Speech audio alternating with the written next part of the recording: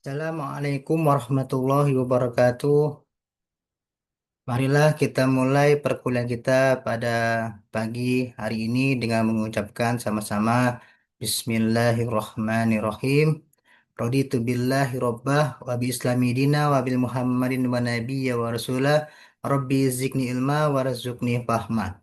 Mahasiswa sekalian, pada materi hari ini yang kita bahas adalah tentang manajemen file dan struktur sistem.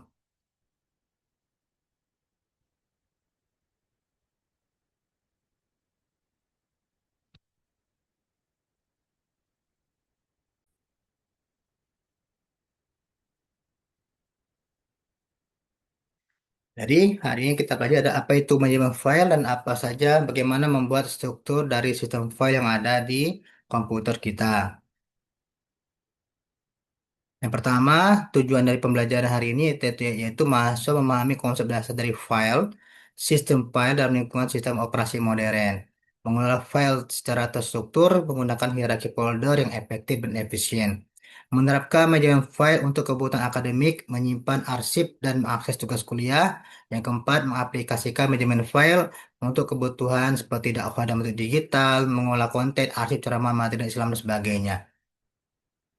Pertanyaannya adalah apa itu file? File adalah sekumpulan data atau informasi yang disimpan dalam media penyimpanan digital yang diidentifikasi dengan nama serta ekstensi tertentu. Nah, seperti kita ketahui, kalau dokumen itu bentuknya filenya dokumen, ekstensinya itu adalah eh, titik doc atau PDF, ada TXT atau Excel. Gambar ada JPG, ada PNG, ada SVG. Video ada MP4, MKV, MP3, WAV. Dan terakhir program ini selalu memiliki ekstensinya exe supaya bisa dieksekusi. Fungsi file dalam komputer itu sendiri adalah menyimpan data secara permanen di media penyimpanan, memudahkan pertukaran informasi antar pengguna dan perangkat, mendukung operasional sistem dan aplikasi komputer. Jadi, semua tugas, semua aktivitas yang setelah kita kerjakan, tentu kita akan menyimpannya ke dalam komputer. Nah, semua itu diberi nama file.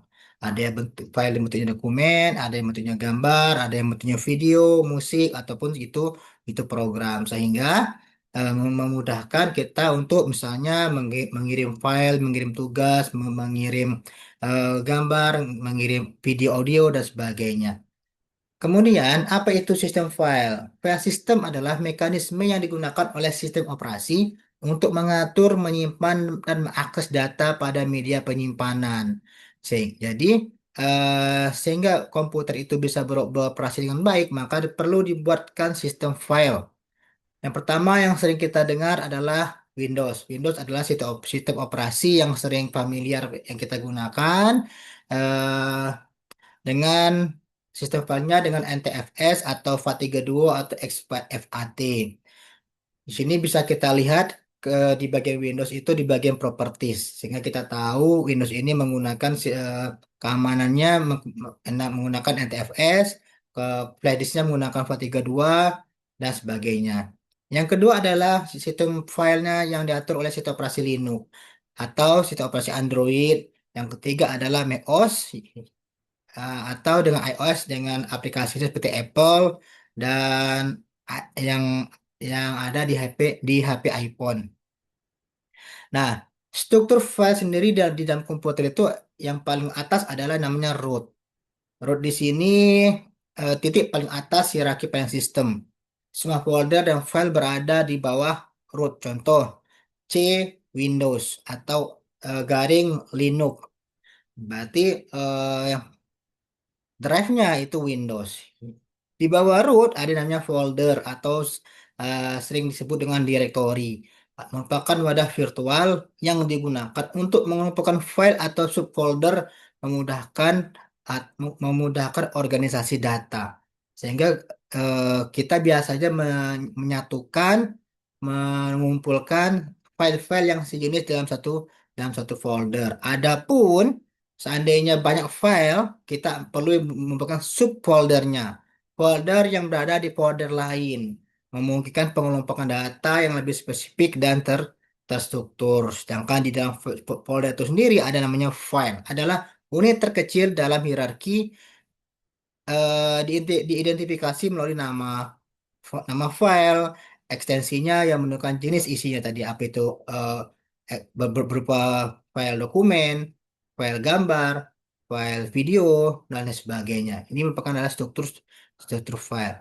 Nah, sedangkan jenis jenis media penyimpanan dalam file itu yang seperti sering kita ketahui yang pertama adalah hard disk.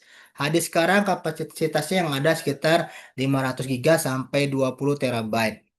Oke, kecepatan hadis sedang hadis cocok untuk penyimpanan yang sifatnya massal ataupun dia bentuknya backup. Nah, sekarang yang lagi eh, banyak digunakan untuk komputer-komputer atau laptop yang baru dengan itu adalah SSD. SSD ini lebih ringan dan lebih cepat. Yang ketiga adalah flash disk. Ini flash disk yang sering kita gunakan. Merupakan perangkat komputer yang kecil tapi fungsinya maksimal. Nah, ada yang kapasitas 6 giga, ada yang 4 giga sampai dengan 2 terabyte. Flash disk merupakan memori yang portable, mudah untuk dibawa-bawa. Transfer file antar perangkat itu menjadi lebih lebih mudah. Yang keempat adalah cloud storage. Merupakan kapasitas tak terbatas, namun dia berbayar. Dengan adanya cloud itu, akses dari mana saja via internet bisa kita akses, cocok untuk backup dan kolaborasi serta sharing data antara yang berada di tempat atau di waktu yang berbeda. Kemudian, eh, dalam manajemen file itu dikenal dengan operasi CRUD. Apa itu CRUD? CRUD adalah misalnya create, read, update, dan delete. Apa itu create? Create adalah aktivitas kita dalam baik membuat file atau membuat folder. Kemudian read adalah suatu aktivitas kita untuk membuka ataupun membaca file, baik itu file PDF, file Word, file gambar, file musik, dan lain sebagainya. Update merupakan kegiatan kita dalam manajemen file yaitu mengedit dan menyimpan. Kita mengubah isi file dan menyimpan kembali. Contohnya kita mengedit Word dengan Ctrl S untuk menyimpan perubahan-perubahan yang terjadi yang sudah kita update sebelumnya. Yang yang terakhir adalah yang delete, yaitu menghapus file. Adalah kegiatan memindahkan file ke resale bin atau menghapus data secara permanen. Nah, untuk menghapus yang ada di resale bin, hati-hati data yang terhapus sulit untuk dipulihkan. Jadi kalau ketika kita mengdelete satu file itu akan disimpan dulu di resile bin. Nah, nanti di resile bin itu bisa kita pilih-pilih lagi mana yang masih bisa dipakai. Kemudian ada juga sistem misalnya apabila file itu sudah sekian hari atau sekian minggu itu bisa akan terhapus otomatis. Itu ada caranya. Itu namanya operasi dasar manajemen file dengan istilah CRUD, create, read, update, and delete. Nah, bagaimana teknik penamaan file yang baik? Nah, penamaan file yang baik yang sering salah kita buat adalah pertama tugas titik doc. Nah, di sini kita tidak tahu nih tugas satu ini tugas apa. Yang kedua misalnya file baru titik PDF. File baru ini file apa? File mata kuliah A atau file mata kuliah B atau file mata kuliah C, tidak jelas. Atau untitled atau tanpa judul. Dokumen.pdf. Nah, dokumen yang tidak ada artinya atau maksudnya atau image underscore 2024-0102 kita tahu itu file gambar namun kita tahu itu adalah gambar apa.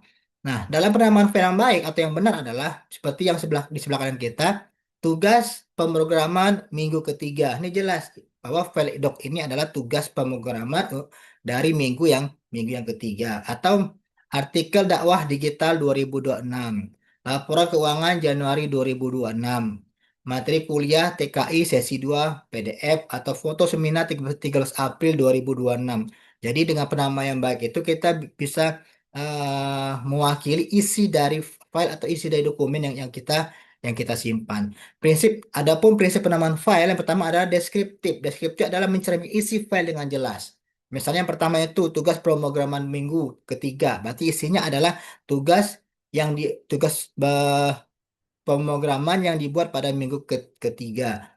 Ya, kemudian bentuknya doc. Yang kedua ada konsisten. Gunakan format yang sama di seluruh proyek. Gunakan format yang sama di seluruh proyek sehingga eh, sistemnya itu akan berurut, namanya juga akan terlihat rapi. Sertakan tanggal. Tambahkan tanggal jika file diperbarui berkala, misalnya ada updating kita ini misalnya kita kasih kode revisi tanggal berapa sehingga ketika ada eh, kita mengecek ulang datanya kita bisa lihat oh ini ternyata datanya sudah kita revisi di tanggal sekian dan tanggal sekian. Yang keempat adalah hindari spasi. Lebih baik kita menggunakan underscore atau strip sebagai pemisah antar kata di nama file. Inilah cara penamaan file yang baik. Kemudian, struktur folder yang efektif. Nah, kenapa kita perlu menyusun folder itu dengan efektif? Karena ini akan memakan namanya memori komputer yang kita gunakan. Di sini contoh struktur folder kuliah misalnya. Ada folder utama namanya kuliah. Di folder kuliah ini mungkin kita akan membuat kuliah semester satu, semester 2, semester 3, semester 4, sampai semester 8 kita buat dalam satu folder utama namanya kuliah. Kemudian di folder berikutnya, folder di semester 2 itu kita masukin mata kuliah apa saja yang kita mendapatkan di semester 2. Kita buat foldernya di sana. Misalnya di sini kan mata kuliah teknik komputer dan internet. Artinya di sini kita menyimpan semua file-file seperti materi, tugas, kuis, latihan, dan sebagainya di satu folder yang namanya folder teknik komputer dan internet. Ada folder studi Islam, ada folder bahasa Arab, itu untuk yang mata kuliah yang berada di semester 2. Begitupun juga dengan yang di semester 3. Jadi lebih rapi, lebih terstruktur. Apa manfaat struktur folder? Yang pertama, mudah dicari. File dapat ditemukan dalam hitungan detik tanpa browsing panjang, walaupun di Windows Explorer sudah disediakan menu searching. Nah, sehingga kita sebutkan nama filenya apa, nanti akan dibantu oleh Windows Explorer untuk mencari file yang kita cari. Tapi lebih baik kalau kita sudah menentukan folder, subfolder, dan file-file yang ada di dalamnya dengan penamaan yang baik. Yang kedua adalah rapi dan teratur. Tampilan folder terstruktur dan tidak berantakan sesuai dengan kegunaannya, sesuai dengan penamaannya, sehingga ketika kita mencari file itu kembali, kita sudah ingat, oh ternyata file itu ada di folder ini atau di folder itu. Yang ketiga, efisien. Hemat waktu dalam pengolahan dan pengiriman file. Nah, ketika kita membutuhkan suatu file, kita akan cepat menemukannya sehingga waktu dalam pengelolaan file tersebut menjadi lebih lebih efisien dan pengiriman filenya menjadi lebih cepat. Yang keempat adalah mudah berbagi. Folder yang rapi memudahkan kolaborasi dengan teman ataupun dengan dosen karena eh, apa namanya itu dalam satu folder kita bisa memprediksi, kita mengestimasi, oh pasti isinya tentang ini, oh pasti ada di sini karena struktur foldernya atau struktur dokumennya sudah kita rapikan dengan manajemen file yang baik. Manajemen file untuk akademik misalnya, pisahkan per mata kuliah. Buat folder tersendiri untuk setiap mata kuliah. Beri nama sesuai kode atau nama MK. Jangan campur file dari MK berbeda dengan satu folder. Tuh yang pertama. Yang kedua, pisahkan tugas dan materi. Buat subfolder, subfolder tugas, subfolder materi di dalam setiap folder-folder mata kuliah agar mudah menemukan file yang dibutuhkan serta mengerjakan atau belajar.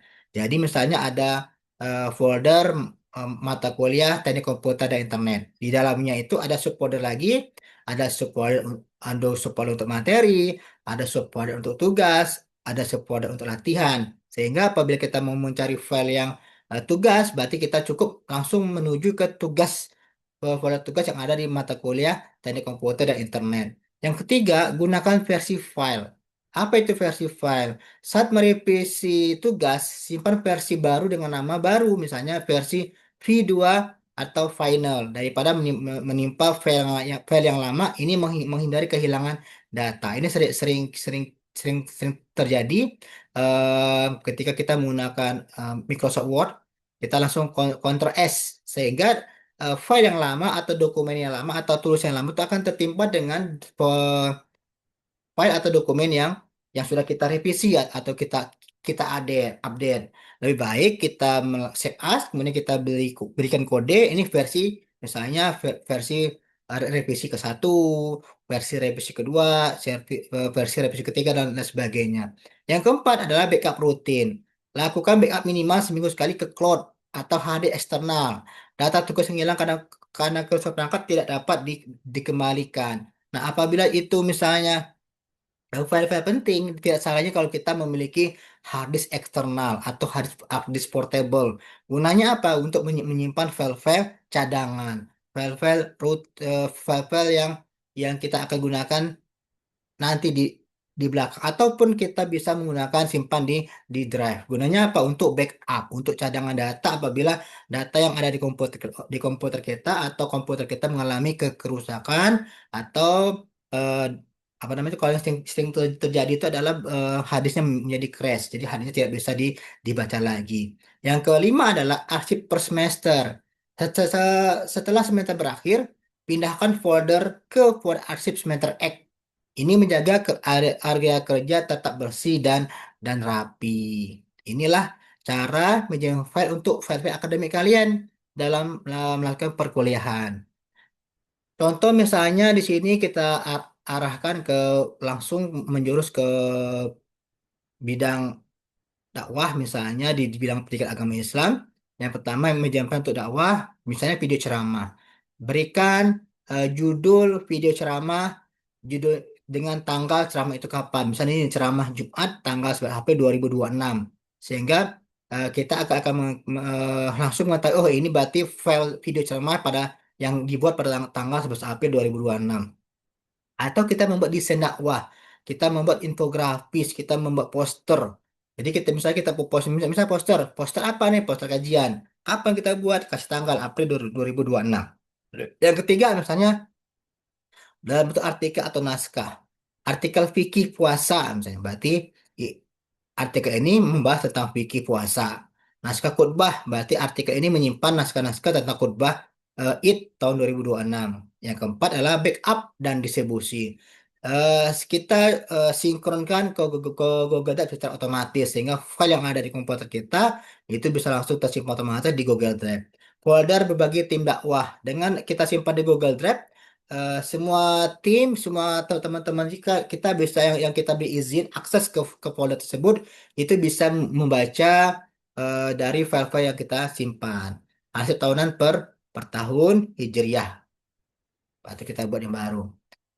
Cloud storage. Nah, tadi manajemen file lokal. Sekarang manajemen file yang bentuknya penyimpanan awan atau istilahnya cloud storage adalah layanan penyimpanan data server milik penyedia layanan yang dapat diakses melalui internet dari mana saja dan perangkat apapun. Misalnya ada Google Drive yang sering kita gunakan, terus dia ada sekitar 15 GB secara gratis. Ada OneDrive, ada Dropbox, ada iCloud.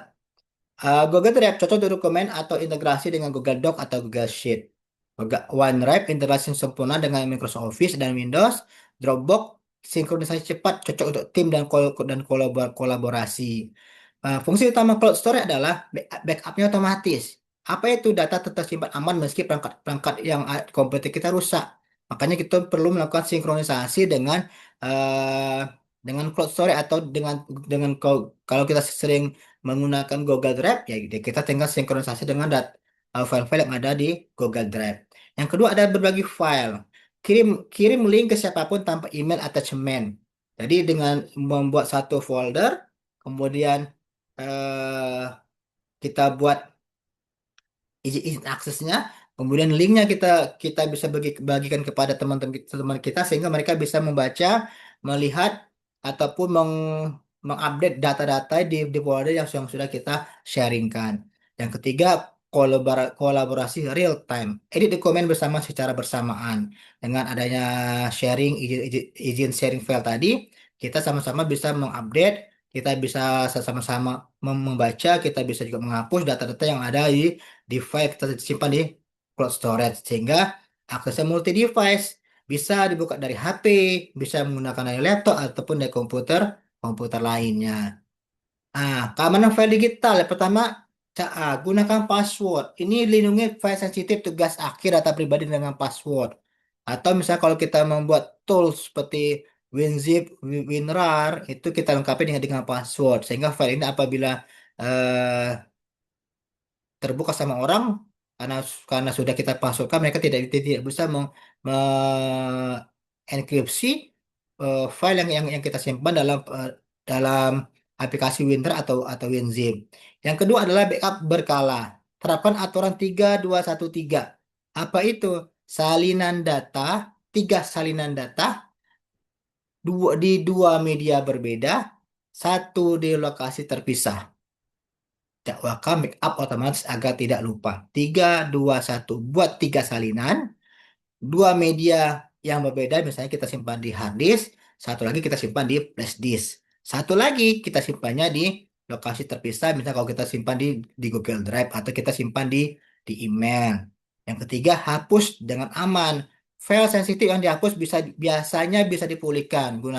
Ada aplikasi, gunakan secure delete atau ulang media sebelum dijual atau dibikin orang lain. Maksudnya kita hapus secara permanen. Yang keempat adalah kontrol berbagi file. Jangan sembarangan membagikan file ke orang yang tidak dikenal. Gunakan link sharing dengan batas akses, misalnya view only, comment only, editor, batasi waktu akses link yang kita berikan.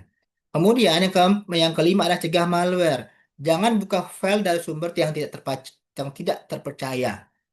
Hindari download software bajakan, gunakan antivirus, kemudian hati-hati dengan file yang bentuknya exe atau bat dari email yang mencurigakan karena ini bisa berbahaya. Yang keenam, yang terakhir adalah autentifikasi dua faktor. Nah, ini yang kita penting.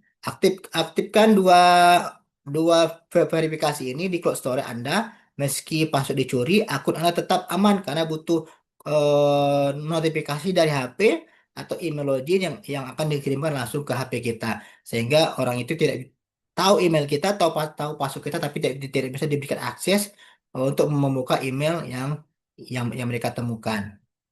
Studi kasus dan diskusi. Pertanyaan pertama adalah mengapa file sering hilang atau tidak ditemukan? Biasanya penamaan file itu tidak deskriptif sehingga sulit untuk diingat, atau tidak ada struktur folder yang jelas. Semuanya ada di dokumen, semuanya ada di desktop, semuanya ada di drive D tanpa ada penamaan atau pendeskriptan yang benar. Tidak ada backup sehingga data hilang saat perangkatnya rusak. Solusinya, mari kita terapkan penamaan yang terdeskripsi dengan baik, memiliki struktur folder yang baik, dan adanya backup rutin setiap makanya setiap bulannya atau setiap semesternya kita menyimpan file, kita membackup rutin dari file-file yang kita ada. Kita backup di hard disk komputer, kita backup di folder, ataupun kita backup di Google Drive. Yang kedua, apa akibat folder yang tidak terorganisir? Folder yang tidak terstruktur atau yang tidak diolah dengan baik. Yang pertama adalah produktivitas menurun karena waktu terbuang mencari file. Sering kita mengalami untuk mencari file-file yang kita rasa ada, tapi kita lupa di mana untuk menyimpannya, sehingga memberikan eh, waktu yang banyak untuk mencari file tersebut. Yang kedua adalah risiko mengirim file yang salah kepada dosen atau klien. Mungkin mungkin penamaannya yang tidak terdeskriptif, sehingga ketika kita kirim file isi antara nama file dengan isinya bisa saja berbeda isi atau berbeda arti. Ataupun yang ketiga ada file duplikat, memenuhi penyimpanan tanpa disadari. Berkali-kali kita nyimpan dengan file yang sama, dengan judul yang sama, padahal sebelumnya sudah kita simpan di tempat yang lain. Yang ketiga, bagaimana solusi sistematis manajemen file? Yang pertama, buat struktur folder hierarki sebelum menyimpan file apapun. Gunakan penamaan konsisten dengan format yang telah ditentukan. Seperti tadi yang kita buat. Misalnya kita buat folder kuliah, isinya kita bikin subfolder kembali dengan hierarki eh, per semester, semester 1, semester 2 sampai semester 8. Nah, di subfolder semester ini isinya adalah mata kuliah yang yang kita ambil di semester tersebut. Nah, misalnya kita buat subfolder mata kuliah teknik komputer dan internet. Kita buat foldernya. Kemudian di dalam folder mata kuliah teknik komputer dan internet kita buat lagi folder subfoldernya kembali. Misalnya folder untuk materi, folder untuk tugas, folder untuk latihan, folder dan sebagainya. Kemudian beri nama file untuk masing-masing tugas dengan isi tugas, nah, tugasnya apa, kemudian beri tanggal kapan tugas ini dibuat, sehingga ini akan memudahkan kalian dalam mencari file dengan cepat. Kemudian integrasikan cold storage untuk backup dan akses yang fleksibel. Tadi kita disiplin untuk menyimpan file dikirim ke Google Drive. Nanti silakan belajar sendiri di komputer masing-masing atau di laptop masing-masing. eh Contoh buat struktur folder. Seperti di gambar sini buat struktur folder kuliah. Ada sesuai format misalnya folder kuliah, kemudian di bawahnya dibuat semester X. Ini kalian ganti dengan semester 1, semester 2, semester 3, semester 4, semester 5. Nah, di dalamnya adalah nama-nama mata kuliah. Buat subfolder nama mata kuliah yang ada di semester 2. Kemudian di dalam folder mata kuliah tersebut, kalian buat folder lagi. Folder tugas, folder materi, folder kuis, folder referensi dari mata mata kuliah. Langkah kedua 10 menit kemudian adalah terapkan penamaan yang benar. Di sini kalian mendeskripsikan isi dari file yang kalian simpan. Susun minimal 5 file atau tugas baca dengan format yang baik. Misalnya memiliki kategori, deskripsi, ataupun tanggal. Yang ketiga ada 10 menit kemudian upload ke cloud storage. Nah, kalian kan masing-masing mempunyai email. Nah, email itu akan langsung eh, kalian membuka Google Drive-nya. Kemudian upload seluruh struktur folder yang telah dibuat ke Google Drive atau ke OneDrive. Pastikan nama folder atau filenya sudah benar sesuai yang kalian buat folder yang ada di eh, penyimpanan lokal yang ada di komputer atau di laptop saudara masing-masing. Yang kelima, kirim link laporan, share link folder tadi itu, kemudian beri akses view only. View only itu berarti si penerima akses link ini hanya bisa membaca, view, hanya bisa melihat atau hanya bisa melihat ataupun hanya bisa membaca. Sertakan screenshot source folder sebagai bukti pengerjaannya. Jadi, yang kita pelajari pada hari ini ada kesimpulannya adalah penutup. Manajemen file adalah keterampilan dasar, tetapi sangat sangat krusial dalam dunia digital. Dengan manajemen file yang baik, otomatis akan memberikan efek-efek efisiensi, produktivitas dalam kita menggunakan komputer. Yang kedua ada struktur folder yang rapi, ditambah penamaan yang deskriptif, sama dengan meningkatkan produktivitas kalian dalam berkegiatan sehari-hari. Cloud storage memungkinkan backup otomatis dan akses file dari mana saja. Keamanan file melindungi data akademik dari kehilangan atau dari penyalahgunaan file. Disiplin dan konsistensi ada kunci keberhasilan menjaga file untuk jangka jangka panjang. Sehingga kerapian dalam menyimpan adalah bagian dari profesionalisme digital. Kita mulai pada hari ini. Nah, cukup sekian materi kita pada hari Sabtu 2 tanggal